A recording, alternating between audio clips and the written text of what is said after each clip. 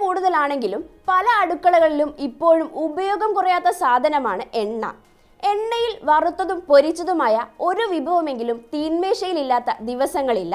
എന്നാൽ കൊളസ്ട്രോൾ നിയന്ത്രിക്കാൻ എണ്ണ ഉപയോഗം പരിമിതപ്പെടുത്തണം, പ്രത്യേകിച്ച് പൂരിത കൊഴുപ്പെണ്ണകൾ.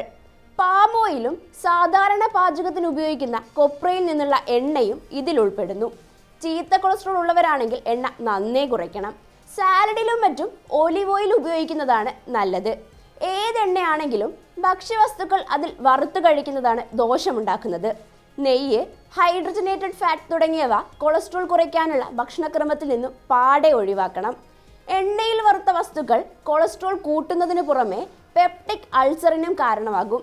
കൊഴുപ്പ് കൂടിയ മാംസം, അതായത് പോത്തിറച്ചി, പന്നിയിറച്ചി, ആട്ടിറച്ചി ഉൾപ്പെടെയുള്ളവ ഒഴിവാക്കണം. ഇവയിൽ വൈറ്റമിൻ B3, B6, B12 തുടങ്ങിയവ ധാരാളമുണ്ടെങ്കിലും അത് കൊളസ്ട്രോൾ കൂടാൻ കാരണമാകുന്നതാണ്. പൂരിത കൊഴുപ്പുകളുടെ ഉപയോഗം സ്ത്രീകളിൽ 20 ഗ്രാമിൽ താഴെയും പുരുഷന്മാരിൽ 30 ഗ്രാമിൽ താഴെയുമായിരിക്കണം.